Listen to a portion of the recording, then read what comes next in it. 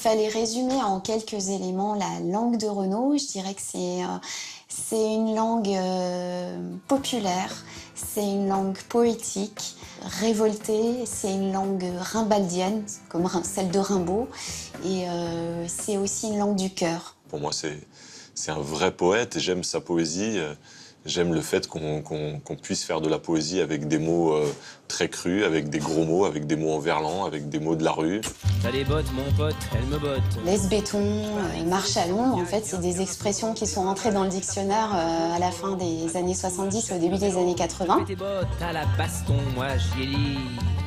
Laisse béton. C'est des expressions qu'il a popularisées en même temps, qui font sa marque de fabrique. C'est un des premiers dans le type variété française qui a amené ce langage-là.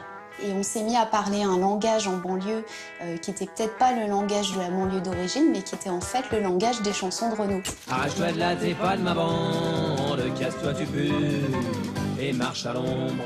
Il y a des textes très drôles, vraiment presque des blagues, presque des farces, des anecdotes, et vraiment qui te font rire.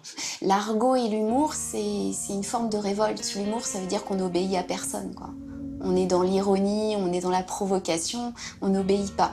C'est juste une volonté de faire de la poésie simple, mais de revendiquer cette simplicité. Tu vois, le mot simple, c'est pas péjoratif dans ma bouche, au contraire, de pouvoir se dire, tiens, la poésie, elle est accessible à tous. Les chansons de Renaud, ça se reconnaît à sa construction. En fait, il a des cahiers dans lesquels il écrit les brouillons de ses chansons, et il y a parfois des fulgurances où il n'y a pas de rature, comme sur Mistral gagnant, mais il y a aussi un travail vraiment d'artisan. Et il y a certaines chansons de Renaud qui sont la référence absolue, qui sont du Brassens. Chaque mot est sous-pesé, chaque mot a sa place exacte, que ce soit dans le fond, dans la forme. Si tu enlèves juste un mot, tout devient bancal.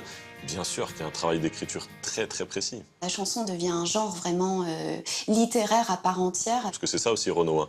Au-delà du choix des mots, c'est des vrais petits scénarios en 3-4 minutes, quoi. C'est super bien structuré. Il n'y a pas une chanson où à la fin de la chanson, tu dis tiens, il y avait des belles phrases, mais en fait, il parlait de quoi exactement? Et j'ai vu, le long du trottoir, un flic qui avait l'air sympathique. Il a des héritiers dans le sens où il influence toute une génération d'artistes. Les rappeurs, il y en a plein qui se sont revendiqués de Renaud. Les slameurs, voilà, on se dit tous que Renaud, c'est un des premiers slameurs, parce qu'on essaie, nous, de faire de la poésie de proximité avec des mots de tous les jours.